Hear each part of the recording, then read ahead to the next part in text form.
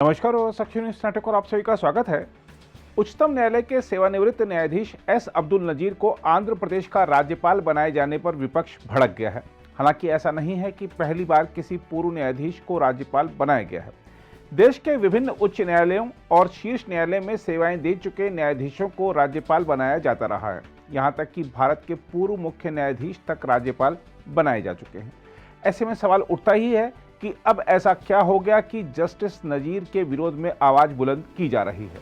न्यायाधीश पद पर रहते हुए कोई भी व्यक्ति तमाम मुकदमों पर फैसले सुनाता है। हर फैसला किसी एक के पक्ष में और दूसरे के विपक्ष में होता ही है। क्या हम न्यायाधीशों का आकलन इस आधार पर करेंगे कि उन्होंने हमारे से जुड़े किसी मुकदमे पर क्या फैसला दिया था? किसी भी न्यायाधीश को फैसला करते समय भावनाएं नहीं, सबूतों पर ध्यान देना होता है। न्यायाधीशों को संविधान और कानून द्वारा तय किए मार्ग के आधार पर ही फैसला सुनाना होता है। ऐसे में कई फैसले ऐसे हो सकते हैं जो हमारे मन मुताबिक नहीं हो। अगर कोई फैसला हमारे मन मुताबिक नहीं है तो क्या हम भारत की न्यायपालिका पर सवाल उठा देंगे? जस्टिस नजीर के सुप्रीम कोर्ट में लगभग 6 साल के कार्यकाल को भी देखें तो इस दौरान उन्होंने तमाम बड़े फैसले दिए, लेकिन कुछ लोगों की गाड़ी क्यों सिर्फ अयोध्या विवाद, ट्रिपल तलाक और कुछ अन्य मामलों पर ही अटक गई है। जिस तरह से भारत के पूर्व मुख्य न्यायाधीश रंजन गोगोई को राज्यसभा में राष्ट्रपति द्वारा मनोनीत करने पर विपक्ष ने हंगामा किया था और अब जस्टिस नजीर को राष्ट्रपति द्वारा आंध्र प्रदेश का राज्यपाल मनोनीत किए जाने पर हंगामा किया जा रहा है, क्या वह यह नहीं दर्शाता कि विपक्ष आज भी अयोध्या विवाद का समाधान निकल जाने की बात को पचा नहीं पाया है?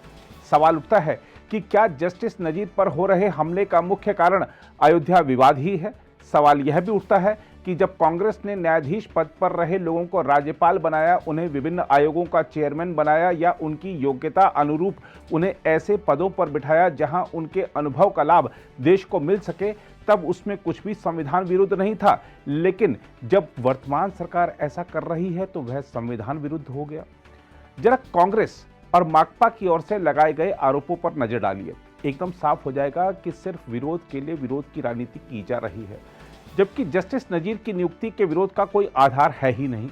हम आपको बता दें कि जस्टिस नजीर पर हो रहे राजनीतिक हमलों के बीच केंद्रीय कानून मंत्री किरेन रिजिजू ने प्रत्यक्ष तौर पर कांग्रेस पर निशाना साधते हुए कहा है कि पूरा इकोसिस्टम एक बार फिर इस मुद्दे पर सक्रिय हो गया है। उन्होंने किसी का नाम लिए बिना कहा कि उन्हें समझना चाहिए कि अब वे भारत को व्यक्तिगत जागीर नहीं मान सकते। रिजिजू ने ट्विटर पर कहा कि भारत संवैधानिक प्रावधानों पर निर्देशित हो। उधर जहां तक कांग्रेस की ओर से किए गए विरोध की बात है तो आपको बता दें कि कांग्रेस ने उच्चतम न्यायालय के सेवानिवृत्त न्यायाधीश एस अब्दुल नजीर को राज्यपाल नियुक्त किए जाने को लेकर मोदी सरकार की आलोचना करते हुए इस तरह की नियुक्तियों के खिलाफ बीजेपी के दिवंगत नेता अरुण जेटली की टिप्पणियों का जिक्र किया है। कांग्रेस ने साथ ही इस कदम को न्यायपालिका की स्वतंत्रता के लिए एक गंभीर खतरा करार दिया है।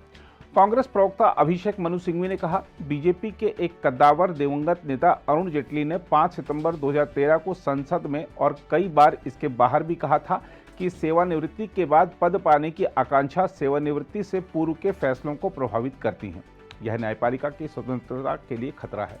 उन्होंने जेटली की टिप्पणी का संदर्भ देते हुए कहा, हम व्यक्तियों या निजी व्यक्ति के बारे में बात नहीं कर रहे हैं। व्यक्तिगत रूप से मैं इस व्यक्ति यानी नजीर का काफ़ी सम्मान करता हूं। उन्होंने कहा, मैं उन्हें जानता हूं, यह उनके बारे में कहीं से नहीं है। सिद्धांत के तौर पर हम इसका विरोध कर रहे हैं। सिद्धांत के तौर पर हमारा मानना है कि यह न्यायपालिका की स्वतंत्रता को एक गंभीर खतरा है। सिंघवी ने कहा, इसलिए हम इसकी निंदा करते हैं, हम इसका विरोध करते हैं और हम इससे सहमत नहीं हैं। दूसरी ओर मार्क्सवादी कम्युनिस्ट पार्टी के नेता और राज्यसभा सदस्य ए रहीम ने नजीर को राज्यपाल के तौर पर नियुक्त करने के केंद्र के फैसले की आलोचना करते हुए कहा है कि यह भारतीय लोकतंत्र के लिए एक धब्बा है। माकपा सांसद ने कहा कि उच्चतम न्यायालय के सेवानिवृत्त न्यायाधीश को नियुक्त करना निंदनीय है क्योंकि यह देश के संवैधानिक मूल्यों के अनुरूप नहीं है। रहीम ने फेसबुक पर एक पोस्ट में कहा, नजीर को इस पेशकश को मानने से इनकार कर देना चाहिए। उन्होंने कहा कि देश का अपनी न्याय प्रणाली में भरोसा नहीं खोना चाहिए। वहीं विपक्षी आरोपों पर पलटवार करते हुए बीजेपी के मुख्य प्रवक्ता अनिल बलूनी ने कहा है कि हर मुद्दे को राजनीतिक रंग देना कांग्रेस की आदत है और यह दुर्भाग्यपूर्ण है कि विपक्षी पार्टी राज्यपालों की नियुक्ति पर भी ऐसा ही कर रही है। उन्होंने कहा, पूर्व न्यायाधीशों को अतीत में अनगिनत मौकों पर विभिन्न पदों पर नियुक्त किया गया है। हमारा संविधान भी कहता है कि न्यायाधीशों की सेवानिवृत्ति बाद नियुक्तियों में कुछ भी गलत नहीं है। उधर आंध्र प्रदेश अपने नए राज्यपाल के स्वागत के लिए आतुर है। राज्य के मुख्यमंत्री वाईएस जगनमोहन रेड्डी ने राज्य के नए राज्यपाल के तौर पर एस अब्दुल नजीर की नियुक्ति का स्वागत किया है। उन्होंने कहा है कि वह आंध्र प्रदेश की पूर्ण क्षमता का इस्तेमाल करने के लिए नए राज्यपाल के साथ मिलकर काम करने को इच्छुक हैं। रेड्डी ने ट्वीट किया, नए राज्यपाल एस अब्दुल नजीर गारू का हमारे खूबसूरत राज्य आंध्र प्रदेश में स्वागत करना मेरा सौभाग्य है। मैं आंध्र प्रदेश की पूर्ण क्षमता का इस्तेमाल करने के लिए उनके साथ काम करने का इच्छुक हूं।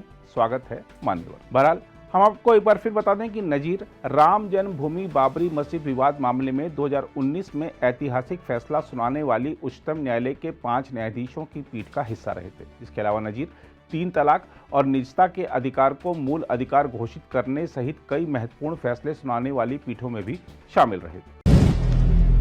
अगर आप भी लेना चाहते हैं देश दुनिया की तमाम जानकारी तो आज ही सब्सक्राइब करें हमारे चैनल को। साथ ही नीचे दिए बेल आइकन को जरूर दबाएं ताकि हर अपडेट आप तक पहुंच सके।